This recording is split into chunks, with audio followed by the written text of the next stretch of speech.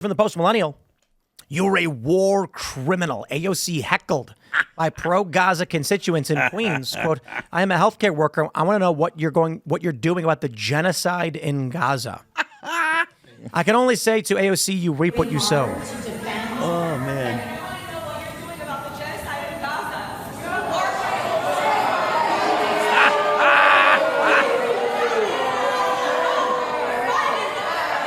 There is a femicide in the gongo. We do not need to listen to a minute and a half of rabble noise. But AOC, you reap what you sow. This is, you know, when I see that woman standing up and screaming about Gaza, it's like, lady, I bet she couldn't point to it on a map. No. And I mean that somewhat half-jokingly, like maybe that's the one place she could. But tell me, point on the map and tell me where Gaza hurt you. Like, why do you care so much about one thing? Now, don't get me wrong. You're allowed to criticize and comment on international affairs. My point is that there are these people that can't think of anything else. The only thing that matters is some land far, far away and this one particular war. And the reason I'm critical of it is the U.S. is involved in a whole bunch of really bad wars we shouldn't be involved in. Whole bunch of bombing campaigns we shouldn't be involved in. But AOC, the base they have is a spattering of hyper-focused nut jobs that don't care about this country, don't focus on any of the issues of this country. And this is why I believe Democrats are going to struggle to win. Now, they may win in the midterms because that's congressional district based. You know, it's going to be one district might, you know, we only need what, like two to swing, and then Democrats will get their majority. Yeah. So when it comes to 2028, however, I don't know how someone like AOC with that base is going to be able to stand up on a national stage and say, here's what I offer the American people. Because if she did try to come out and say something like, let's bring auto manufacturing back, they'd be like, Trump's already doing that. And then the left would go, you're a Trumpian, you're a Trump. There's no way to navigate the cult in this way, in a meaningful way, to actually win an election. They do change their minds quickly. Remember how much they were against Trump and warp speed and then adopted that? Like they weren't against it. Like they have no moral center, no brains really. No, they could flip flop that quickly. But yeah, I don't know how she claws out of this. I do want to say, like, people have made the joke that the Republicans are the Washington Generals to the Democrats' Harlem Globetrotters. Yeah, but it kind of doesn't work because the Republicans are winning, but kind of bad at what they do. Mm-hmm. You know, Trump won, and Trump himself is doing a lot, but the Republican Party is miserable. Right, and the Democrats have lost, but outside of the elections, they're doing way more to gut and rip apart this country. Yeah, that's why I was impressed with Marjorie Taylor Greene, what she was saying recently about, you know, Trump doing these things, signing these orders, but they're not really codifying it in Congress. Yeah. And she's not even hearing about it. And we do need that, especially before the midterms take place. So, you know, we can coalesce these things into actual like permanent law. So, you know, we do need that. Shane, look, if President Trump has taught us one thing, it's taught us how to fight. Unfortunately, many Republicans, though, remain the jellyfish back. Yeah. Yeah. And they need to do it. Look, with respect to AOC, so you go to a bar in New York City. AOC is the bartender. She makes everyone happy. She's giving away drinks left, right, and center. Her shirt appears to get smaller and your bladder appears to get larger. Whether either of those things are true, no man can say. The next day, she sends a bill to a hardworking American in the Midwest who doesn't even drink, doesn't party, and most certainly doesn't hang out in New York City. So tell me, is that the kind of person that should be in charge of anything? I mean, no. Look, when it comes to the heckler at the AOC, whatever, the town hall or whatever, I think the reason that she stood up and was making a stink about Gaza is because that's the only political issue that she knows. And it's typical of the left to turn on itself, especially in a time when there's nothing that they can do. Like, honestly, like that person that's heckling AOC, what is it that she expects AOC to do about a conflict that not only has AOC said that she's against, but that when she's only a congressperson, she's not in the Knesset, she's not in the Middle East. She's not in the. It's like to even think that she's gonna. I thought she was. Yeah. What? But to even think that she has any kind of effect is ridiculous. So that person is. It's literally like a child just crying out of frustration because they're angry. This is why I wonder about the foundation of this country. In this period with the founding fathers, did they know that was the population back then equally as childish, developmentally disabled, or is that something unique to the millennial generation? I think it's a bit unique to us. Look at like old school books. Well, considering no kids, yes. Right. We have older people with no kids these days, and a lot of those guys were tested by war at a young age. They already knew suffering and had to work the land and stuff. A lot of these kids are just soft, sitting on Facebook all day. There were people who fought in the American Revolution who were born born after the revolutionary period started. Yeah. That's crazy. It's super crazy. And just think about this, right? I mean, a century ago, people were lying about their age so that they could go and fight in a war. And today, someone the same age or older even gets anxiety if a restaurant doesn't have a reservation system online. Can't order a pizza. Let me tell you.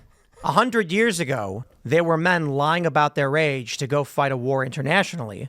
Today, you've got 37-year-old millennials lying about their age at a Harry Potter convention, embarrassed they're so old and everyone there is 10 years old. Yeah.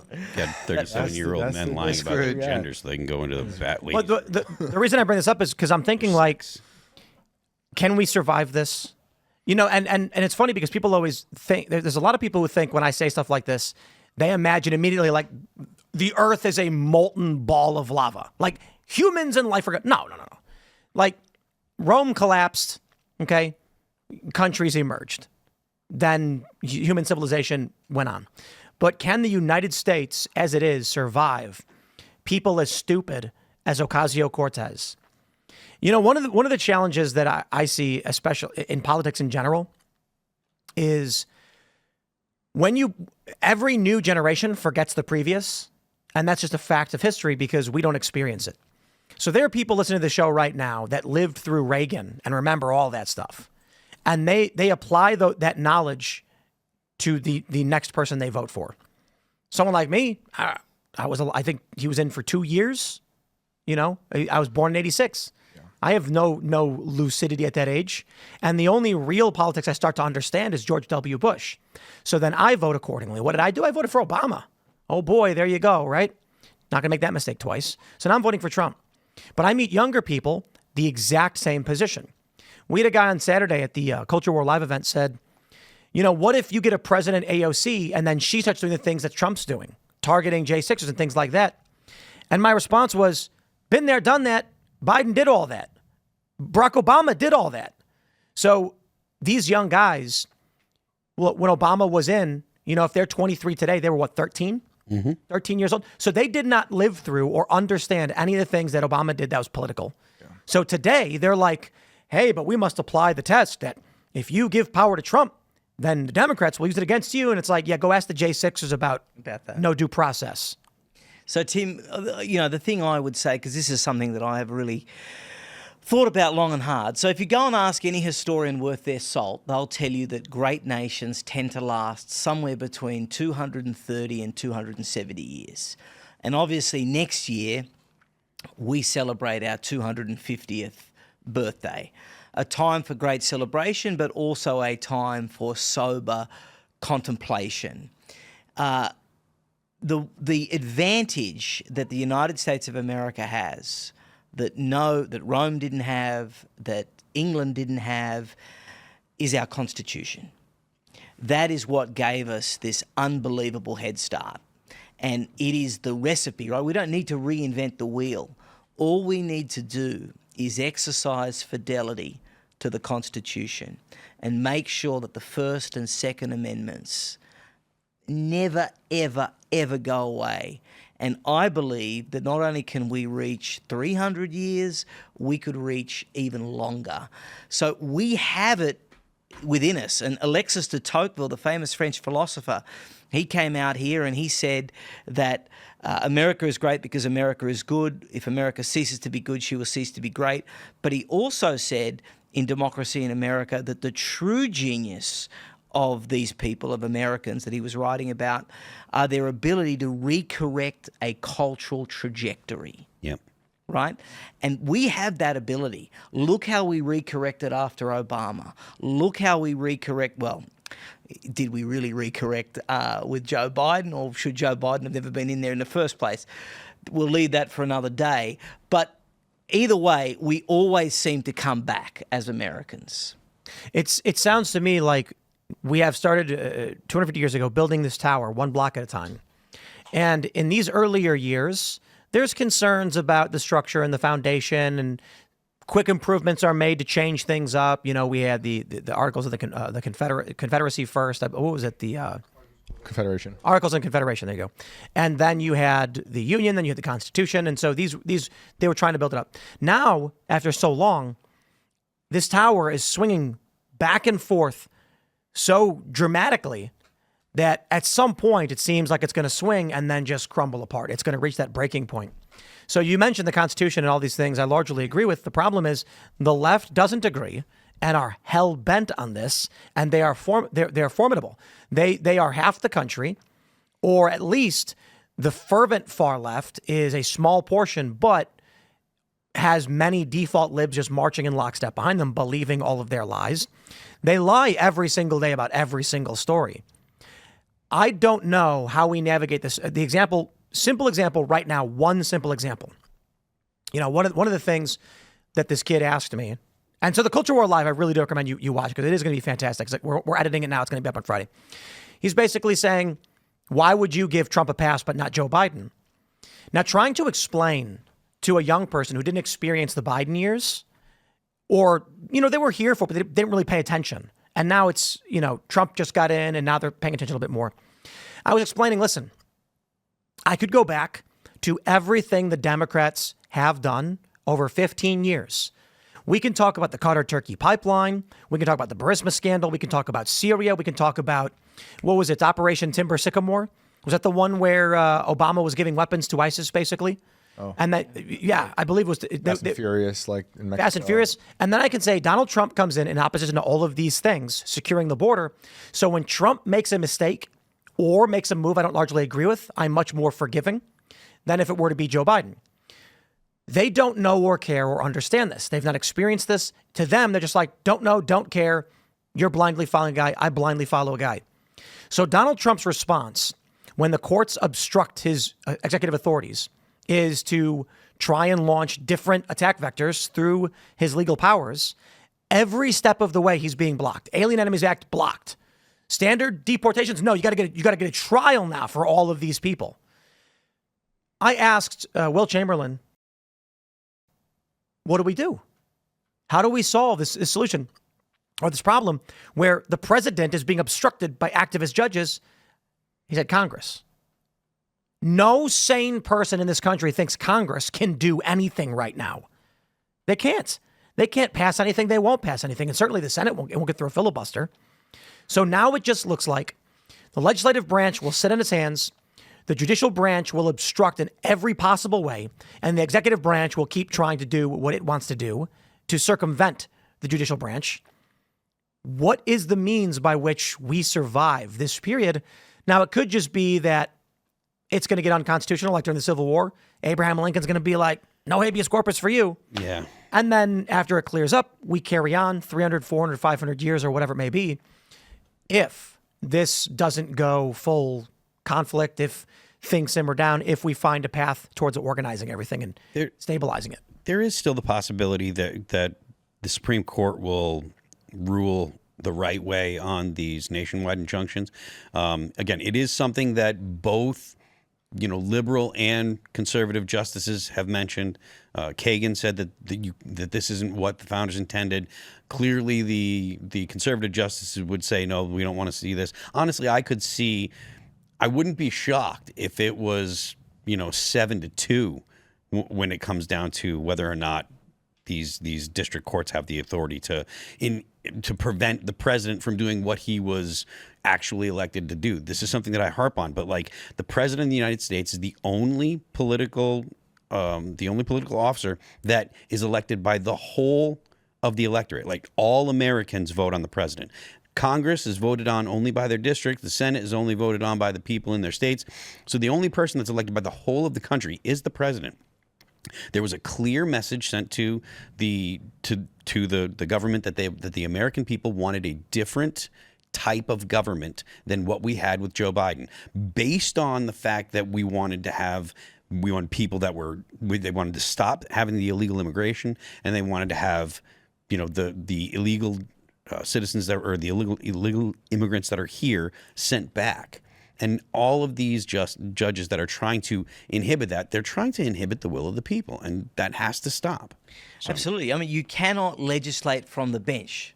And yet that is exactly what they are doing. And why? Because they are not constitutional loyalists. They are party loyalists. These judges must be impeached. If there is one thing that people involved in politics in the Republican conservative side all across the country should be pouring their effort into right now, it is efforts to impeach these judges and find candidates that are going to exercise fidelity to the Constitution. The midterms are key. We need a MAGA Congress, a MAGA House, a MAGA Senate. Yes, it's going to be the midterms. I don't want to blackpill anybody and say, don't try. We have to try harder than we've ever tried for these midterms. About a year and a half, a little bit more than a year and a half away. I mean, so we've got a lot of time. But I am optimistic on Congress because right now there's a Republican majority. They can do whatever they want, and they won't. So what do we need? 15 Democrat seats to flip Republican? I'm not convinced, even if there was a 17-seat majority for the Republicans, they would do anything because there's nothing stopping them from doing it now. It's just like the first time. It's always. Yep. It almost seems like the Republicans in Congress exist to obstruct Trump intentionally. It is the deep state stopgap to be like this when Trump, when the Republicans win, the Republican Congress is largely a decentralized structure, and we will make sure Trump can't do anything because they could do it right now. They don't. It's ridiculous. Today was a pretty important day. The executive order that Trump signed on gain of function research. Yeah, and that's like a bookend to like what stopped the whole world. It was already banned. Right. Fauci did it anyway. Right. Yeah. That's the thing. Why aren't they putting Merrick Garland and Fauci in prison? Fauci lied to Congress. Yep. Garland was held in contempt. They have the power now. Do it. Yep. I got to tell you, they put Steve Bannon in prison. They put Peter Navarro in prison. They tried putting Trump in prison. Merrick Garland defied Congress. He was found in contempt, and they did nothing. Nothing. RFK Jr. today behind Trump as he signed the executive order was detailing the history of gain of function. I wrote it down. He said by 1969, he said the CIA said they could kill every American by 29 cents. With 29 cents with the gain of function that they were doing. It was like nuclear power, it's insane. And this is the guy who wrote the real Anthony Fauci. And I want to remind people really quick, Fauci does mean sickle. Well, I will say, Bannon said, wait till summer. We'll start seeing arrests.